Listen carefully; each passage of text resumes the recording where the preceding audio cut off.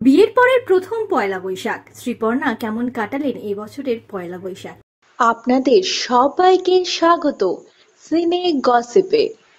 বন্ধুরা, গত বছরই ষাটপাকে বাধা পড়েছেন অভিনেত্রী শ্রীপর্ণা। শ্রীপর্ণার বিয়ের পরে প্রথম পয়লা বৈশাখ, তাই তো একটু বিশেষ। পয়লা বৈশাখের দিনটি দেখা গেল পরিবার ও স্বামীর সঙ্গে কাটাতে অভিনেত্রীকে। পৌঁছে গিয়েছিলেন তিনি ময়দান দেখতে, আর সেখানে পরিবারের সঙ্গে জমিয়ে মজা করলেন। মজা তো হলো, পয়লা বৈশাখ বলে কথা, পেট পুজো কি হবে না? তাই তো দেখা গেল পরিবারের সঙ্গে পেট পুজো সারতে এক অভিজাত রেস্তোরাঁয় অভিনেত্রীকে। পুরো বাঙালি আনা খাবার দিয়েই অভিনেত্রী মধ্যাহ্ন ভোজটা সেরেছেন পয়লা বৈশাখের দিনটি। দেখা গিয়েছে বাবা এবং স্বামীর সঙ্গে অভিনেত্রীকে। শাড়িতে বেশ মিষ্টি দেখাচ্ছিল পয়লা বৈশাখের দিন অভিনেত্রী শ্রীপর্ণাকে। আপনারা দেখছেন শ্রীপর্ণাকে পয়লা বৈশাখের বিশেষ দিনে পরিবারের সঙ্গে মজা করতে, তার সঙ্গে করতে পেট পুজো।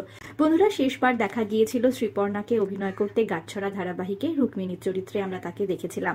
বিয়ের পর অবশ্য এখনো দেখা যাচ্ছে না তাকে টিভির পর্দায় অভিনয় করতে। তবে কি খুব শীঘ্রই ফিরবেন তিনি? তা তো তিনিই ঠিক বলতে পারবেন। বিনোদন জগতের আরো অনেক খবর নিয়ে চটজলদি ফিরছি, জুড়ে থাকুন আমাদের সঙ্গে। আমরা হলাম সিনে গসিপ, জুড়ে থাকুন আমাদের সঙ্গে।